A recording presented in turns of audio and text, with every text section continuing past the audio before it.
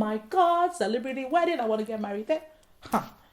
It might be a miracle walking photographer or a miracle walking cinematographer that made that venue look like that.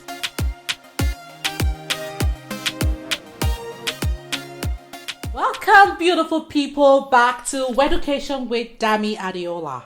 So the last time that we were here together, we were talking about finding the right venue. And like I promised you, there was so much information, I couldn't put it all into one video. So this is the part 2 of that video, okay? So last time we talked about what to look for in a venue, and we concluded by, so let's say now you figured out the venues that will work with your budget, with your theme, and your every overall thing. What next?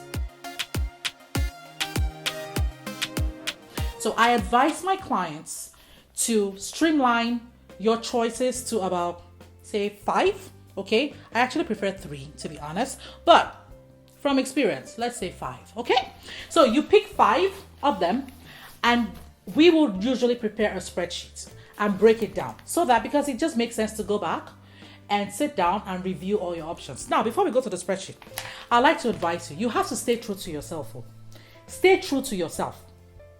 If you find that of all these 5 or 20 or whatever options that you've looked at, some of them don't fall within your budget, or they don't align with your dream or your theme or with your guest capacity, just stay true to yourself and go with what is right, okay? Go with what works with your budget, what works with your theme, what works with your capacity. Because I know that with Instagram and social media, Pinterest, weddings, all of this, couples tend to just choose from their hearts. They don't choose from their heads.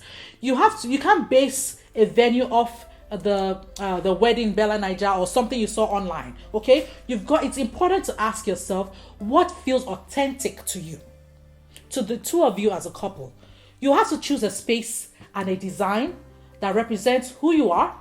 And you have to remember that even though the venue might have looked gorgeous in pictures, in the video, oh my God, celebrity wedding, I want to get married there. Huh.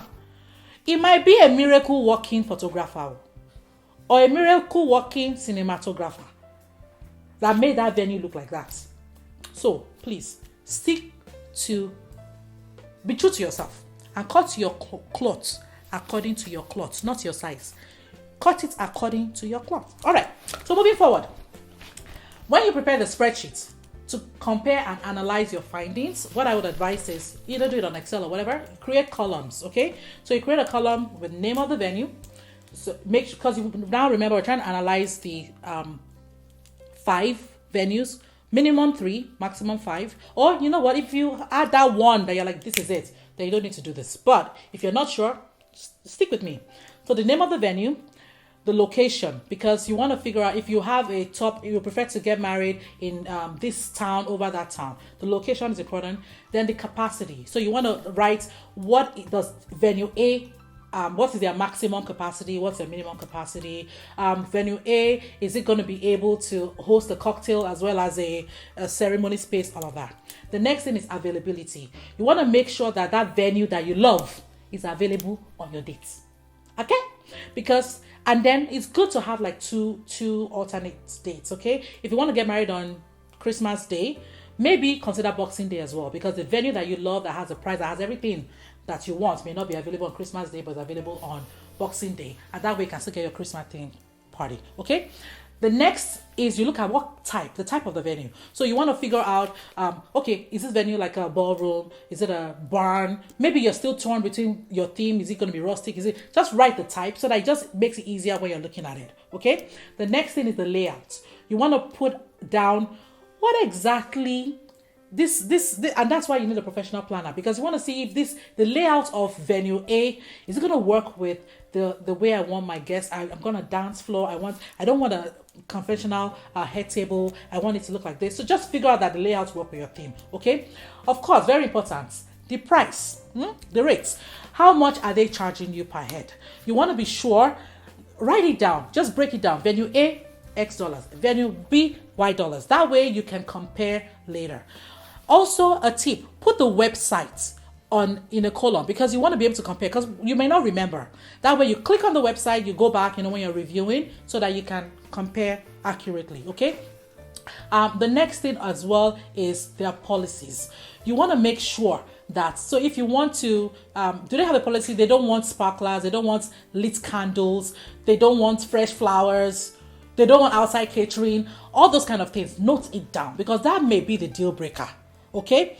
Next thing is proximity. So their transportation, is it close to transit? Is there adequate parking?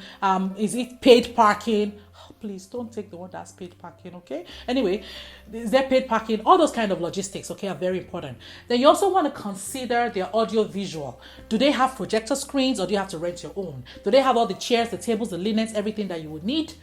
Oh, okay, or do you have to bring in your own? Do they insist that you have to pay for AV video, sound hookup, all that stuff? A lot of venues now insist, so you have to know all that stuff. Okay, if you don't have a professional planner, please ask.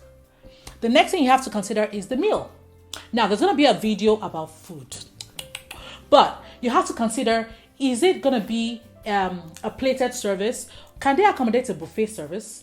Oh, do I want traditional meals? Am I going to bring some special meals in? Do they allow that? So note that as well in that spreadsheet, so that when you're comparing, you know, it's across the board. You're looking at pricing, you're looking at logistics, you're looking at all of that. Service is also important. What kind of service are they going to provide for you? Are they going to give you wait staff? Are they going to give you clean up staff? Or do you have to hire your own staff to run around and bust the tables? That is very, very important. All right? So I hope that with all these tips, your venue search will be easier for you, and I hope that it helps you to find the right venue. Okay, thank you so much for watching Weducation with Dami Adiola. This has been Finding the Right Venue Part 2, and I look forward to seeing your comments below. Email me at adiola@celebrationevents.ca if you have any questions. Again, like I said, I'm a wedding planner. I live in Ontario, Canada, but we travel the world. Okay, so looking forward to hearing from you. Don't forget to like, comment, and please subscribe. Okay, thank you. Love you guys so much.